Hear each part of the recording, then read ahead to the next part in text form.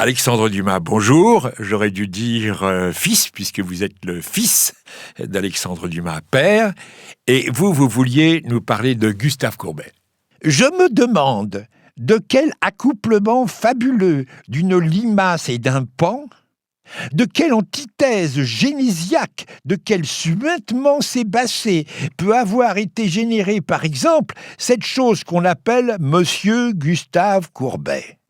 Sous quelle cloche, à l'aide de quel fumier, par suite de quelle mixture de vin, de bière, de mucus corrosif et d'œdème flatulent a pu pousser cette courge sonore, cette incarnation du moi imbécile et impuissant. Merci Alexandre Dumas, fils. Je rappelle le titre de votre livre, La Dame aux camélias.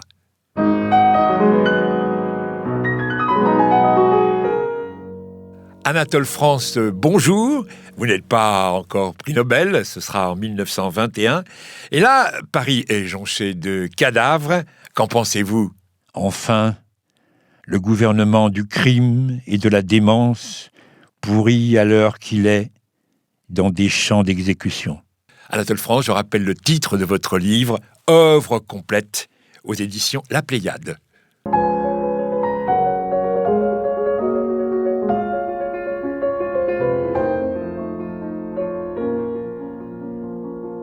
Arthur de Gobineau, bonjour. Je devrais dire comte de Gobineau. Vous êtes diplomate, vous êtes écrivain, vous êtes homme politique, vous êtes l'auteur de l'essai sur l'inégalité des races, et c'est vous qui, le premier, avez avancé l'hypothèse de la supériorité de la race aryenne.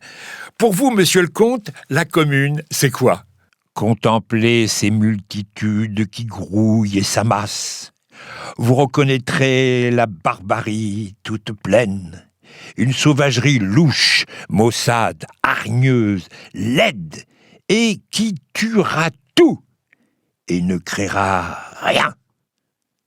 Un monde de bêtes qui brûle les villes, abat les cathédrales, ne veut plus de livres, ni de musique, ni de tableaux, et substitue à tout la pomme de terre, le bœuf saignant et le vin bleu. Merci, monsieur le comte. Donc, je rappelle le titre de votre livre, Essai sur l'inégalité des races humaines.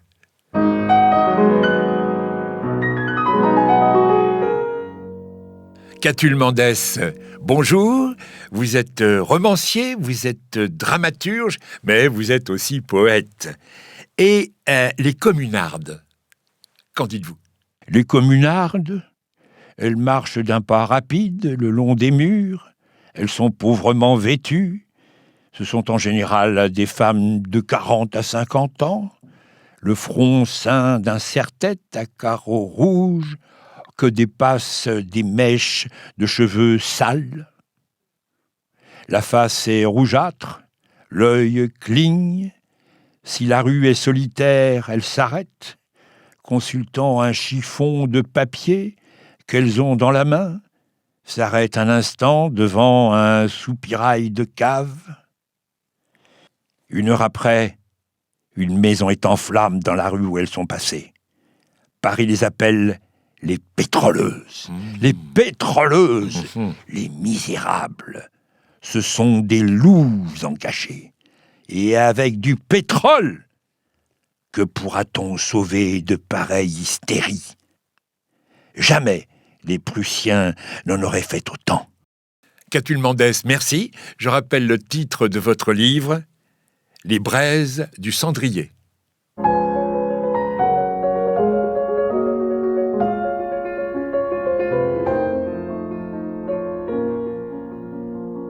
Edmond de Goncourt, bonjour, on ne vous présente pas.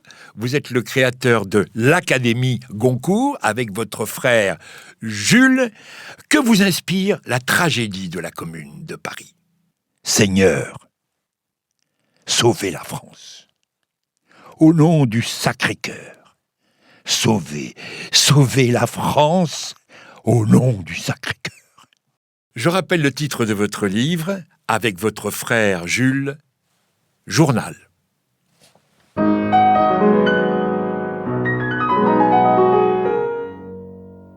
Émile Zola, bonjour, on ne vous présente pas. Bon, Émile, ça y est, le bain de sang est derrière nous. Et qu'est-ce que vous en dites ? Le bain de sang que le peuple de Paris vient de prendre était peut-être d'une horrible nécessité pour calmer certaines de ses fièvres. Vous le verrez maintenant grandir en sagesse et en splendeur. Je rappelle le titre de votre livre, œuvre complète, La Pléiade.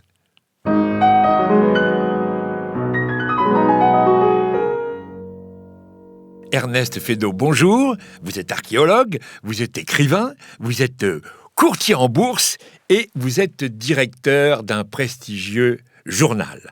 Alors, vous devez avoir un avis sur les ouvriers. Messieurs les ouvriers, par cela seul qu'ils caressaient mieux la bouteille que le travail, et se lavaient fort peu les mains, n'ayant pas le temps de le faire, se sont mis en tête que tout leur était dû, que tout leur appartenait sur la terre, et qu'ils en savaient assez long, n'ayant jamais appris que chacun leur métier pour se substituer avantageusement à tous les gouvernements des peuples civilisés. Grâce à ces merveilleuses théories révolutionnaires, liberté, égalité, fraternité, il est avéré que l'expérience, le travail, la science, la réflexion, la méditation ne sont rien, ne servent à rien, qu'il suffit d'être grossier, mal élevé, de puer la crasse et le tabac et d'avoir en toute occasion l'injure et la pipe à la bouche pour être considéré comme un être supérieur. Ce n'est même plus la barbarie qui nous menace, ce n'est même plus la sauvagerie qui nous envahit, c'est la bestialité pure et simple. Ernest Feydeau, merci. Je rappelle le titre de votre livre, Fanny, c'est Madame Bovary, mais en plus cochon.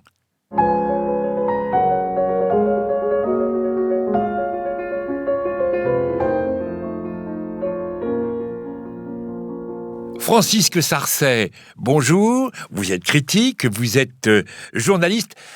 Est-ce que tout ça ne serait pas un peu la cause des étrangers ? Paris a été livré en proie à tous ces misérables. C'est le monde entier qui les a déchaînés sur la France. Des quatre coins de l'univers, tous les bandits en disponibilité, tous les déclassés en rupture de banc, tous les Polonais de table d'hôte, tous les Américains de pacotille, tous les échappés de prison, ce sont comme des nuées de corbeaux abattus sur Paris. Francisque Sarcey, merci. Je rappelle le titre de votre livre, 40 ans de théâtre en 8 volumes.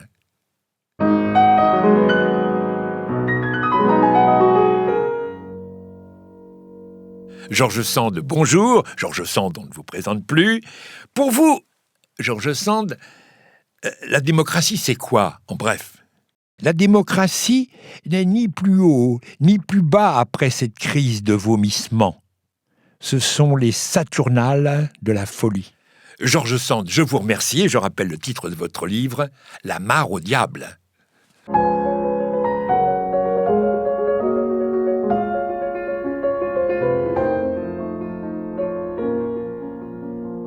Gustave Flaubert, bonjour. Vous êtes écrivain, je crois. Mais c'est au sujet de l'égalité que j'aimerais vous interroger. L'égalité ? Qu'est-ce donc que l'égalité ? Si ce n'est la négation de toute liberté, de toute supériorité de la nature elle-même. Gustave Flaubert, merci. Je rappelle le titre de votre livre, Madame Bovary.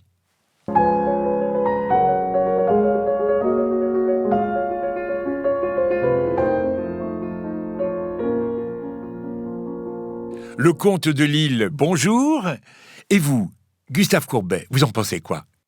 l'infect barbouilleur Courbet, ainsi que l'ignoble bande de peintres et d'aquafortistes qui l'avaient suivi, ne seront point passés par les armes, ce qui est encore le plus navrant. Ils mériteraient non seulement d'être fusillés, mais qu'on détruisit toutes les sales peintures qu'il a vendues dans le temps à l'État. Que l'humanité est une sale et dégoûtante engeance, que le peuple est stupide. C'est une éternelle race d'esclaves qui ne peut vivre sans bas et sans joues. Le jour de cette ruine totale n'est peut-être pas très éloigné. Le prolétariat triomphera inévitablement et ce sera la fin de la France.